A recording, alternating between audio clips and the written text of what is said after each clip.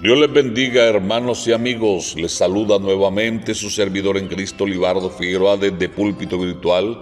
Y aquí estamos tras las huellas del Señor Jesús en el libro, en el tabernáculo.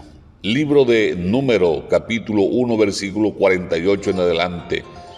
Porque habló Jehová a Moisés diciendo: solamente no contarás la tribu de Leví, ni tomarás en cuenta de ellos los hijos de Israel, sino que los pondrás los levitas en el tabernáculo del testimonio y sobre todos sus utensilios y sobre todas las cosas que le pertenecen. Ellos llevarán el tabernáculo y todos sus enseres. Ellos servirán en él y acamparán alrededor del tabernáculo. Y cuando el tabernáculo haya sido trasladarse, los levitas lo desarmarán. Cuando el tabernáculo haya de detenerse, los levitas lo armarán, y el extraño no se acercará, porque morirá. Señor Jesús, una vez más a ti te doy las gracias. Mi buen Señor, te ruego que bendigas a todos los oyentes. Gracias por darme el honor de servirte, mi buen Jesús. Amén. Las 12 tribus estaban distribuidas en grupos de a 3 alrededor del tabernáculo. Uno de los hijos de José vino a tomar el lugar de la tribu de Leví, porque a ellos los tomó Dios para que fueran los siervos en el templo y en el tabernáculo. Ahora dice la Biblia que estaban distribuidos en medio entre las tribus y el campamento. Ellos eran como un filtro alrededor, los guardianes del tabernáculo y todo lo que allí había.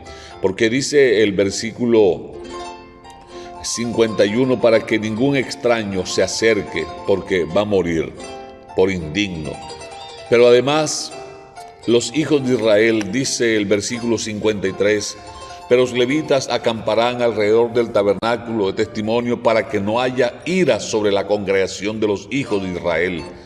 Los levitas tendrán la guarda del tabernáculo del testimonio, es decir, que si los israelitas en su casa hacían algo indigno que ofendiera a Dios, del tabernáculo no saldría fuego de Dios para consumirlos, porque los levitas intercederían por ellos. Eran los mediadores, eran los que estaban allí. En la época de los judíos, de los tiempos del Señor Jesús, ellos pensaban que se necesitaba la intermediación de ángeles para poder relacionarse con Dios. También los griegos pensaban que los demonios intercedían a veces por las personas. La religión popular enseña que la mediadora entre los seres humanos y Dios es la Virgen María. Pero lo cierto es que esta figura de los levitas que están allí en medio, evitando que el castigo de Dios llegue al pueblo, nos conecta con el único y verdadero mediador, nuestro Señor Jesucristo. Un mediador es alguien que está como árbitro, es un garante, es alguien que sale de fiador y que a la vez está dispuesto a pagar la deuda de aquel que está defendiendo, que está representando. Esa figura únicamente le cabe al Señor Jesús. Primera de Juan 2:1. Yo los quiero a ustedes como a hijos, por eso les escribo esta carta, para que no pequen. Pero si alguno peca, Jesucristo es justo y nos defiende ante Dios el Padre. Y dice el versículo 2: Dios perdona nuestros pecados y los de todo el mundo, porque Cristo se ofreció voluntariamente para morir por nosotros. Esto es favorable para aquellos que creen, aceptan, obedecen y aman al Señor Jesucristo. Y la siguiente afirmación no deja lugar a dudas, que el mediador es el Señor Jesús. Primera Timoteo 2:5, traducción lenguaje actual. Solo hay un Dios y solo hay uno que puede ponernos en paz con Dios. Ese uno es Jesucristo, el hombre.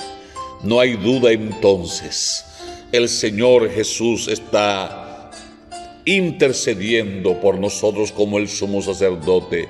Él es el abogado que nos defiende. Él es el mediador, el que pagó nuestras deudas, el que se ofreció en la cruz para que la ira de Dios cayera sobre él y el precio por el pecado fuera cancelado. Y ahora Él es el dador de la salvación, de la vida eterna, del perdón. Ahora es el que bautiza con el Espíritu Santo. Nuestro Señor Jesucristo, como hombre, es el único mediador entre Dios y los hombres.